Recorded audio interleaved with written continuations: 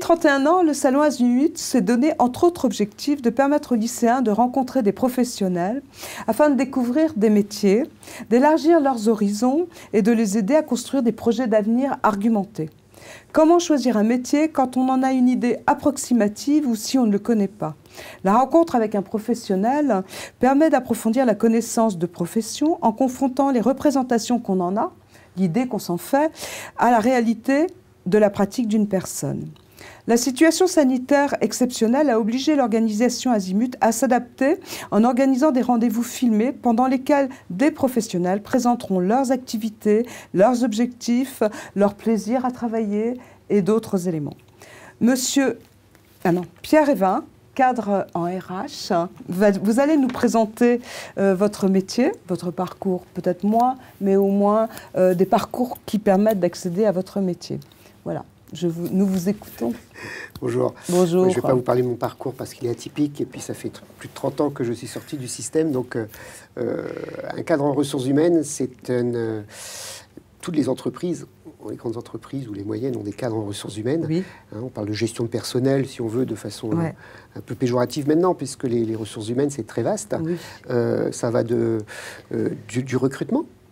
Oui. Ça va les relations sociales, les relations individuelles, le contentieux individuel, le contentieux collectif. Oui. Ça va également dans la gestion prévisionnelle des emplois et des compétences, la GPEC. Oui, qui n'est pas rien. Qui n'est pas rien, non.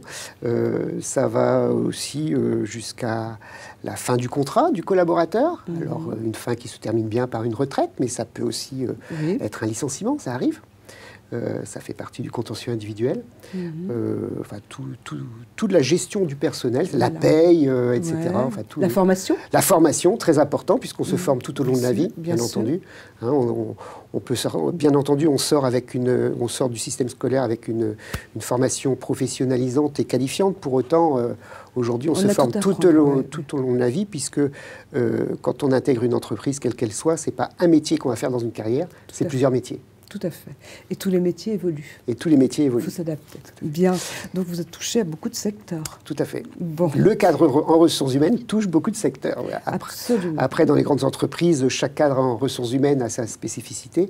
Pour ma part, aujourd'hui, je suis en charge de l'attractivité et des relations avec les écoles chez Naval Group, donc un grand groupe, pour capter le maximum de public possible à l'embauche, que ce soit en stage, en apprentissage ou à l'emploi. Parce que, pour exemple, nous sommes en 2021, à l'horizon 2030, nous aurons 10 000 collaborateurs à recruter.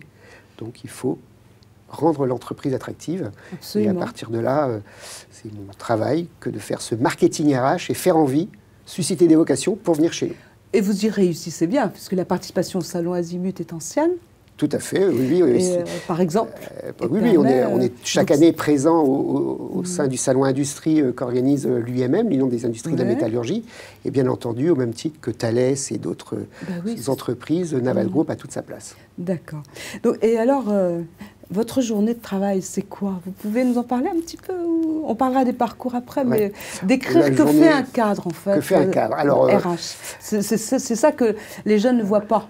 Donc, alors, selon le poste que l'on a en ressources humaines, on peut être sédentaire ou peut être mobile, mais pour autant, on consulte sa messagerie.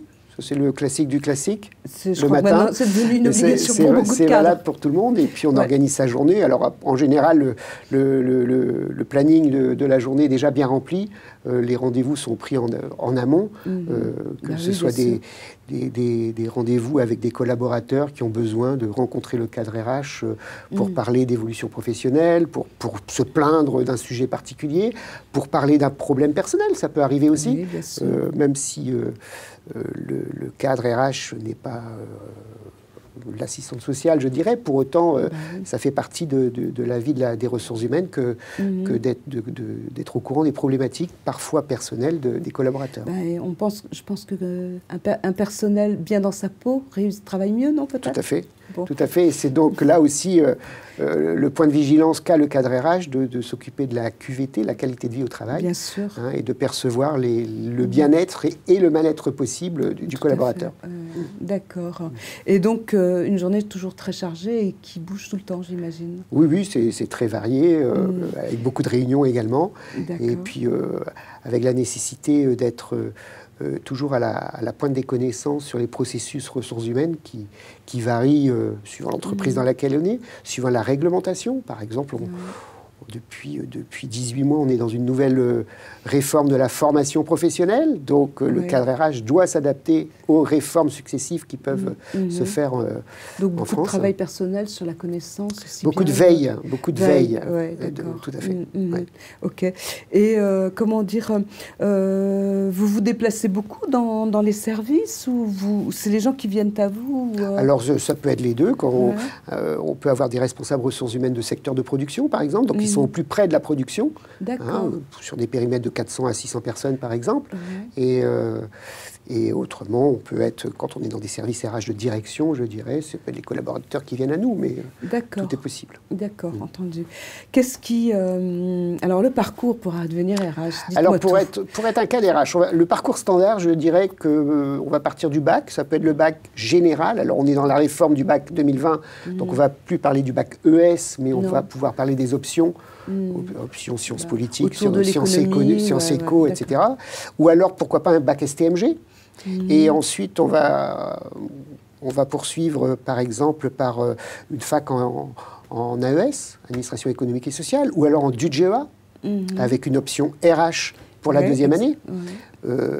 Et pourquoi pas ensuite donc, continuer en études supérieures à bac plus 5, avec des masters dans les IAE, c'est dans les universités. Master en RH, master en droit social, par exemple, ou alors des écoles de commerce qui dispensent aussi les formations spécifiques aux ressources humaines. D'accord. Ouais, des parcours quand même intéressants et variés, en effet. Et qu'est-ce qui peut vous motiver tous les jours pour aller travailler en réunion ou dans la rencontre des gens pour leur... Pour travailler dans les ressources humaines, il faut aimer les gens. Ça, c'est la première chose. C'est-à-dire aimer le dialogue, qui n'est pas toujours facile. Non. Mais après, avec l'expérience, on prend du recul sur des dialogues parfois un peu musclés, on va dire, mais ça fait partie du métier.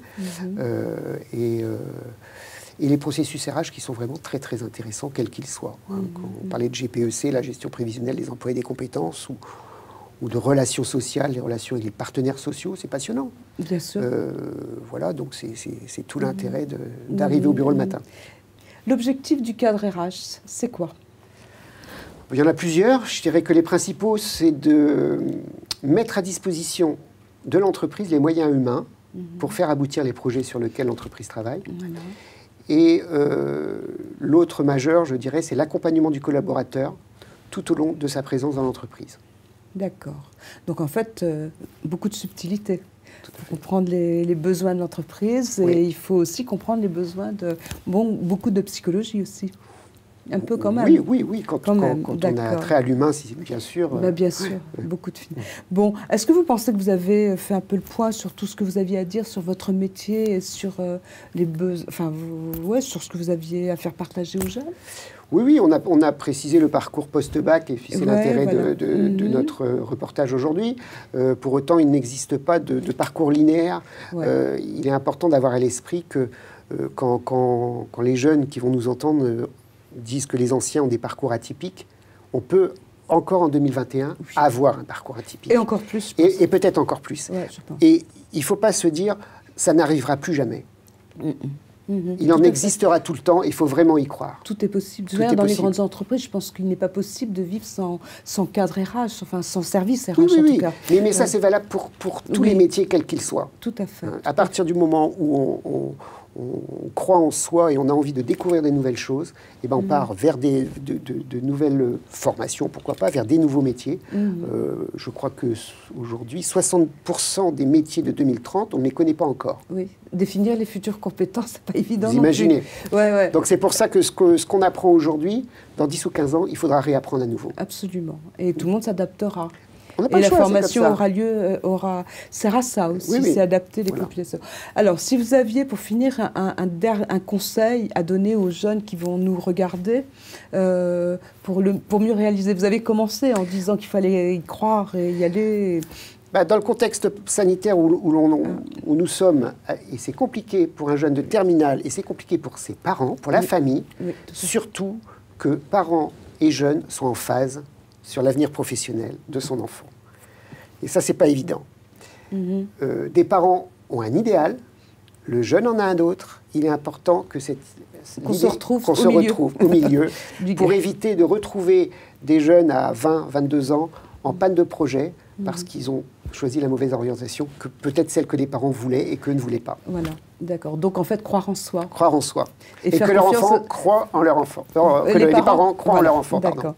Bon, Pierre-Évin, je vous remercie beaucoup pour cette intervention et pour cette participation à l'entretien un entretien qui contribuera certainement à une information plus complète pour les jeunes, qui ont besoin de connaître le dessous des métiers qu'ils ne connaissent pas en fait. Et je pense qu'ils comprendront mieux ce que vous faites aussi en vous ayant entendu. Pour les jeunes, vous pourrez retrouver tous les entretiens sur la chaîne YouTube d'Azimut et sur le salon virtuel qui se déroule le 21, 22 et 23 janvier. Maintenant, vous pouvez aussi compléter votre information en allant sur les sites dédiés comme l'ONISAP qui vous permettront de mieux comprendre la formation elle-même. Allez regarder les diplômes qu'on a évoqués qui vous permettront de bien choisir et de construire votre avenir sereinement. Je vous remercie et je vous souhaite une bonne soirée, une bonne continuation. Merci également.